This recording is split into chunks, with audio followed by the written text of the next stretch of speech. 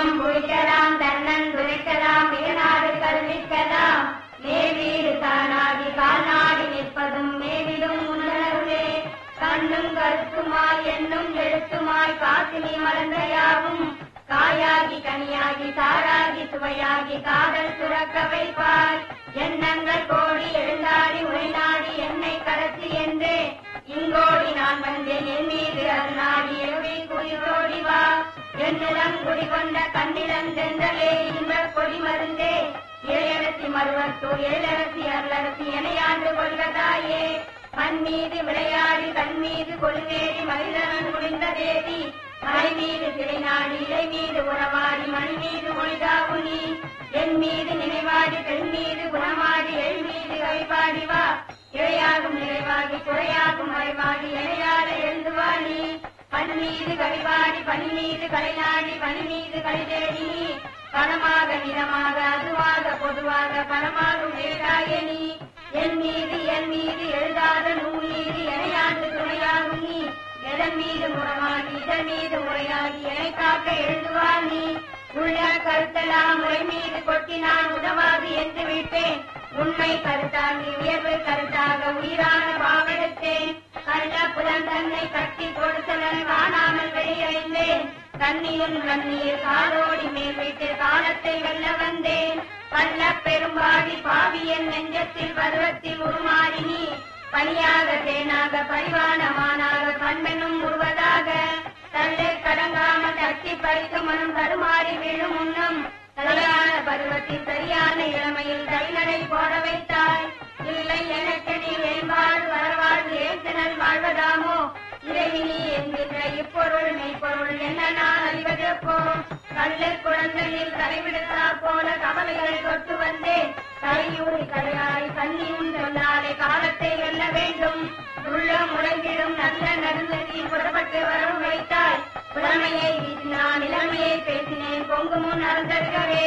புள்ளி கருமையில் பொங்கி கழித்திடும் புலமையில் வாழ வைக்கும். புதுவாழ்வு தனிவாழ மறுவத்து தனிமேவும் பூந்தேவி அருள் செய்குவாய். செல்வ குடியெல்லாம் தெற்கு நரகராக செம்மையை கண்டதே போல் செல்வ வரம்பில் வெல்லும் வரம்பாக சிந்தை கழிக்கின்றதே. கொல்லும் கவலையால் குடல்வளர்பட குந்தி இருக்கையிலே கொட்டி வீழாடை கட்டி பணிதனை குறைகள் படுத்துகின்றாய். வெல்லும் திறமெல்லாம் வீணை எனும் தொழால் விரித்து கொடுத்து விட்டாய். வீதியின் பாதியில் சேவி அறியாமல் வீணாகி போகலாமோ. சொல்லில் கடங்காத கூட்ட பொருளினை சொல்லிக் கொடுத்து விட்டாய். இல்லே கடங்காத வீரதம் மாணவம் வித்தை விரிக்குதம்மா. கத்தினி வாயாலே ஒத்த ஒளிக்குடல் வாழையால் கேட்பதே போல் கத்தி தொட்டி எங்கும் திட்டி முட்டி உன்னை வாங்கினை தெரிந்தம்மா. விட்டு விட்டவரும் தொட்டு கெட்டவரும் வெளியே வருகின்றார். வீடு நிலங்காணி தேடும் ஒழியாவும் கூடிய வந்து நிற்பார்.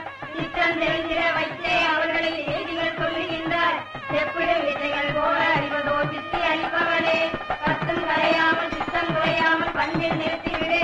கத்தி செய்யும் மாற்ற நித்தம் குழு மறுவருக்கும் வாழ்பவனே.